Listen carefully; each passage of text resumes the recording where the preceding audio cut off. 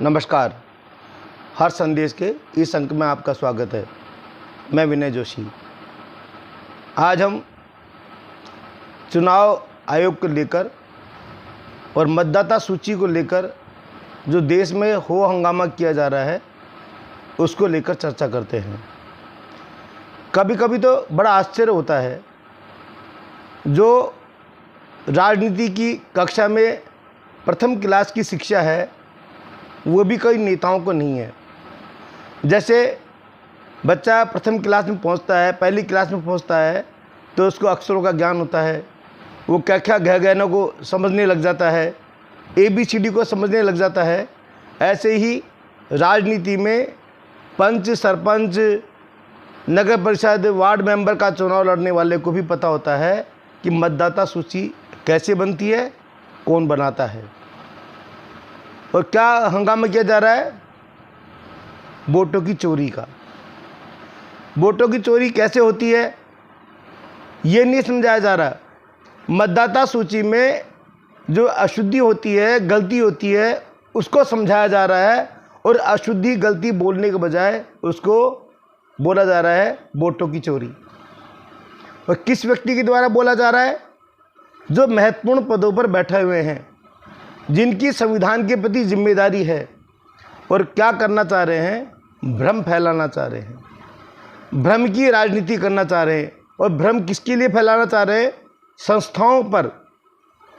सरकार से लड़ाई लड़ो कोई दिक्कत नहीं है, पार्टियों से लड़ाई लड़ो कोई दिक्कत नहीं है। एक पार्टी दूसरे पार्टी पर आरोप लगाती है, ये लोकतंत्र में चलता भी है। पर यह क्या आरोप? संस्थाओं पर आरोप, और जिसके बिना सिर पैर का आरोप। आपको भी जानकारी होगी और नहीं है तो मैं बता देता हूं कि मतदाता सूची को बूथ लेवल अधिकारी बनाता है, BLOs बनाते हैं। BLOs कौन होता है? उस वार्ड का निवासी होता है। अधिकांश जगह जिस वार्ड में वो रहता है उस कर्मचारी को उसी वार्ड का BLOs बना जाता है।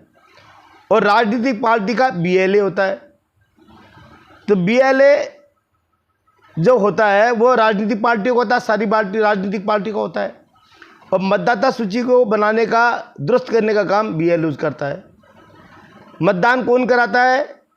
जो जिस राज्य के कर्मचारी हैं, राज्य सरकार के जो कर्मचारी हैं, जिसमें सबसे ज़्यादा अध्यापक वर्ग, शिक्षक वर्ग शामिल होता है, वो राज्य कर्मचारी मतदान करवाते हैं। राज्य के कर्मचारी ही मतदाता सूची बनाते हैं। तो प्रत्येक राज्य में जिस सरकार की, जिस पार्टी की सरकार है, वहाँ के कर्मचारी, वहाँ के अधिकारी मतदाता सूची बनाते हैं। चुनाव आयोग अपने यहाँ से कोई अधिकारी भेजता नहीं है कि आप जाइए। चुनाव आयोग का कोई अलग से स्टाफ होता है क्या? जिला कलेक्टर ही जब इलेक्शन होता है जिला निर्वाचन अधिकारी होता है। उपखंड अधिकारी ही उप निर्वाचन अधिकारी होता है। तो बाहर से तो कोई आता नहीं है कि नरेंद्र मोदी अपने पास से लेकर आता है। लोकसभा के चुनाव के लिए नरेंद्र मोदी गुजरात से कोई टीम बना के लेके आया लोकसभा की, उसने अपने घर से नाम लिस्ट वोट मतदाता सूची बना के लेके आया। और तब तो मानेंगे वे वोटों की चोरी हो गई। जिस मतदाता सूची से, जिस वोटर लिस्ट से पंचायत के चुनाव होते हैं, वार्ड पंच के चुनाव होते हैं, वार्ड मेंबर के चुनाव होते हैं, उसी वोटर लिस्ट से MLA के चुनाव होते हैं, जिला परिषद के चुनाव होते हैं, उसी से लोकसभा के चुनाव होते हैं। या तो सारे ही वोट लिस्ट चोरी होती है सारी। जहाँ कांग्रेस की सरकारें हैं जिन राज्यों में, वहाँ के राज्य कर्मचारी ही वोट मतदाता सूची बनाते हैं। तो आप जब क्या कहना चाहते हैं इनडायरेक्ट रूप में, आज मान लो कोई मतदाता सूची में गड़बड़ी पाई गई तो एक्शन किसके खिलाफ होगा? BLOs के खिलाफ। BLOs कौन है? अधिकांश संख्या में अध्यापक हैं। अब आप बताइए वो मतदाता सूची में क्यों गड़बड़ी करेगा? क्या वो किसी पार्टी का एजेंट होता है या अपनी नौकरी की परवाह करेगा? आज अगर सारे राज्य के कर्मचारी या देश भर के कर्मचारियों ने अभियान चला दिया कि हमको चोर बता रहे हैं, तो मतदाता वोटर को चोरी करने वालों का क्या हाल होगा? उनको कहीं जगह मिले कहीं बैठने के लिए? आप सिद्ध करना क्या चाहते हैं? आपको भारतीय जनता पार्टी से परेशानी है या भारतीय जनता पार्टी को कांग्रेस से परेशानी है? आप एक दूसरे को गाली दो, एक दूसरे पर आरोप रखो, कोई दिक्कत नहीं है। लेकिन संस्था चुनाव आयोग एक स्वतंत्र निष्पक्ष संस्था है। उसके माध्यम से कभी आप राज्य में आओगे तो आप भी चुनाव उसी के माध्यम से कराओगे। जिन राज्यों में कांग्रेस की, आरजेडी की या टीएमसी की या समाजवादी पार्टी के साथ सरकार रही यह है, उन्होंने उसी राज्य के अधिकारी के द्वारा, कर्मचारी के द्वारा चुनाव कराए। उन्होंने तो मतदाता सूची बनाई है। केवल भ्रम फैलाना चाह रहे हैं। क्या भ्रम फैलाना चाह रहे हैं कि नरेंद्र मोदी ने वोटों की चोरी की। कैसे की यह पता नहीं है इनको। फिर क्या बताते हैं, मतदाता सूची की अशुद्धि बताते हैं कि ये एक व्यक्ति का उम्र इतनी थी, इसकी उम्र इतनी थी बता दी गई। ये तो मानवीय भूल है। उसको जिसकी भी बता दी गई उसको संशोधन करने के लिए हमेशा छूट रहती है। वो निर्वाचन विभाग के जाके, बीएलओ के पास जाके अपनी शिकायत कह सकता है कि साहब मेरी उम्र 74 साल थे, मुझे 124 साल बता दिया गया, इसको दुरुस्त किया जाए। वो दुरुस्त हो जाती है। मकान की नंबर जो डालता है वो पंचायत डालती है, नगर पालिका डालती है, नगर परिषद डालती है, वो मकानों का नंबर डालती है।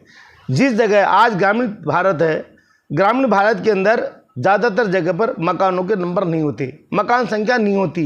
नियम में है मकान संख्या होनी चाहिए। जहाँ कांग्रेस की सरकारें हैं या जहाँ पश्चिम बंगाल में टीएमसी की सरकार है, वहाँ हर मकान पे नंबर डले हुए हैं क्या? जब मकान नंबर डले हुए नहीं हैं तो फिर मतदाता सूची में क्या आएगा? मकान नंबर खाली आएगा या 0 आएगा या डैश आएगा। इसमें कौन सी बड़ी बात हो गई? जो काम अशुद्धि के रूप में कहा जाना चाहिए था कि मतदाता सूची में अशुद्धि हो गई, इसको दुरुस्त किया जाए। और उसके लिए हमेशा चुनाव आयोग के जो अधिकारी हैं जिनको नियुक्त किया रखा है, बीएलओज को नियुक्त कर रखा है, हर बूथ पर बीएलओज हमेशा रहते हैं, वो उनका काम ये होता है शुद्धि करना। अच्छा, अगर मान लो पूरे राज्य में ही गड़बड़ी है, पूरे देश में ही गड़बड़ी है, तो आप ये मांग कर सकते हो कि पूरे देश में पुनर्गहन निरीक्षण किया जाए, जो समय समय पर होता है। 2003 में हुआ था, अब बिहार में हो रहा है। उसके बाद में सूचना मिल रही है पूरे देश में होगा। अब बिहार में अगर नाम कट रहे हैं तो आपने क्या कहा कि ये तो केवल मतदाताओं को हटा रहे हैं, मतलब जो वोटर हटेगा वो कांग्रेस का ही हटेगा। क्या सोच हो गई कि देश को आप भ्रम के जाल में नहीं फंसा सकते। युवा देश है, भारत युवाओं का देश है और पढ़ा लिखा देश है। वो सोशल मीडिया पर रहता है, मोबाइल से पैसे ट्रांसफ़र करता है। आप उसको बेवकूफ़ बनाने की कोशिश मत करो। अच्छा, आप बताइए, ईवीएम के लिए इन्होंने इतना होल्ला किया, कहीं देश में आंदोलन हुआ कि 5,000 10,000 आदमी सड़क पे उतरे हों और ईवीएम के खिलाफ नारे लगाए हों? कहीं सुना आपने? नहीं सुना। क्यों नहीं सुना? केवल भ्रम था। पहले इनका एक आधार क्या रहा कि भ्रम के आधार पर राजनीति करें। वो बहुत दिन टिकने वाली नहीं है।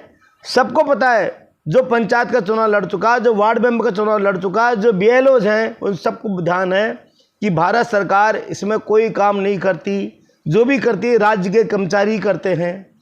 मतदान होने के लिए जो टीम बनती है वो भी राज्य के कर्मचारी बनती है।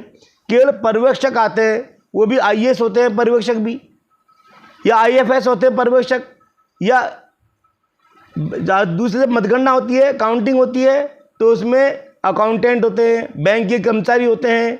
आप क्या कहना चाहते हो? सबको बेईमान बताना चाह रहे हो। ये इनडायरेक्ट रूप में आप प्रत्येक व्यक्ति पर चोरी का आरोप लगा रहे हो। जो मतदाता सूची से लेकर मतगणना तक जो शामिल है उनको आप चोर कहना चाह रहे हो। ये बहुत गलत है। आपको जो भी पार्टियों को आपत्ति है उनको आरोप लगाने से पहले चुनाव आयोग के पास जाना चाहिए, बूथ लेवल अधिकारी के पास जाना चाहिए। और आपने, एक नेता ने पत्रकार वार्ता करके बताया कि 6 महीने तक 40 लोगों को लगाया और उन्होंने ये बहुत जोर का शोध किया। अरे क्या शोध किया? उनको ये कहना चाहिए था कि इसमें बीएलओज बनाते हैं, आप बीएलओज के पास जाके इसकी शुद्धि करा लो। ये व्यक्ति मर गया, इसका नाम जुड़ा, उसका नाम हटा दो।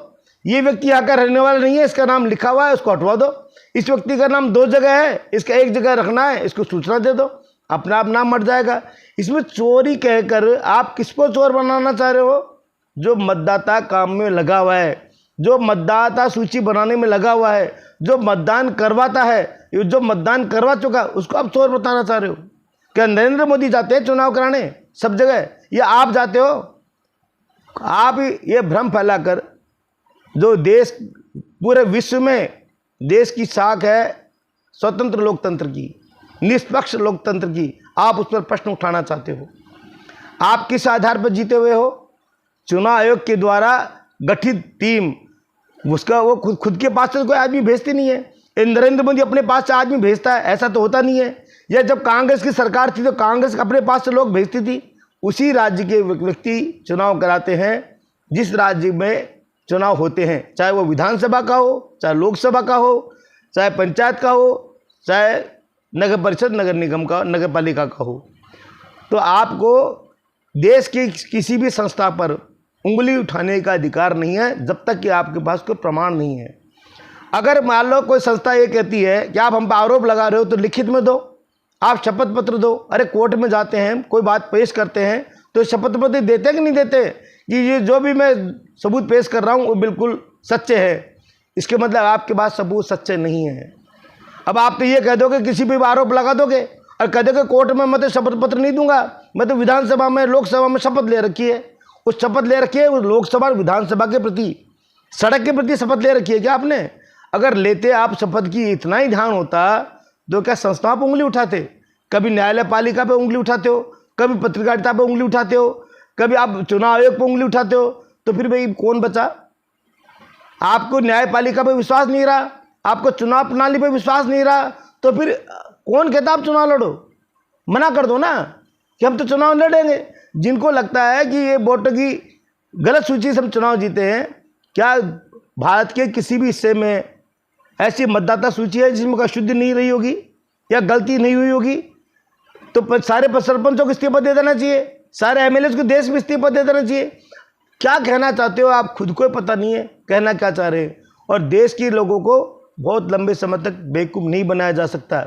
इसलिए जो भी विपक्षी पार्टी, जो भी दल जिसको आपत्ति है उसको प्रॉपर जगह, एक व्यक्ति से आपत्ति हो सकती है, एक मतदाता सूची से आपत्ति हो सकती है, अशुद्धि से आपत्ति हो सकती है, लापरवाही से आपत्ति हो सकती है, ये तो बात चल सकती है। लेकिन इस चुनाव सिस्टम में सबको चोर कहना, वोटर लिस्ट की चोरी, वोटों की चोरी, कौन कर रहा है वोटों की चोरी? क्या नरेंद्र मोदी वोट कराने जाते हैं क्या? या आप वोट कराने जाते हो क्या? वहाँ के राज्य के कर्मचारी जाते हैं। किसी भी कर्मचारी को चोर बताना बहुत महंगा पड़ेगा। किसी भी दल को सोच लेना चाहिए, हर आदमी स्वाभिमानी है। जिस दिन जनता में ये बात चले गई कि कर्मचारियों को चोर कह रहा है कोई पार्टी, तो आपका बेड़ा गर्क हो जाएगा। और ये कोई स्वाभिमानी व्यक्ति कभी भी इस बात को सहन नहीं कर सकता। किसी ने PIL लगा दी ना कोर्ट में कि हमें चोर बताया जा रहा है अप्रत्यक्ष रूप से, तो आपके पास कोई जवाब नहीं बनेगा। शपथ पत्र में इसलिए तो साइन नहीं कर रहे, आपको पता है कोई प्रमाण नहीं है। अब बिना प्रमाण के अगर आप शपथ पत्र में गलत साइन कर दो तो आपको ये भी पता है 7 साल की सजा है इसमें। तो मेरा अनुरोध ये है कि जो देश का लोकतंत्र की स्वच्छ परंपरा बनी हुई है उसको बनाने में सभी लोग सहयोग करें। धन्यवाद, नमस्कार।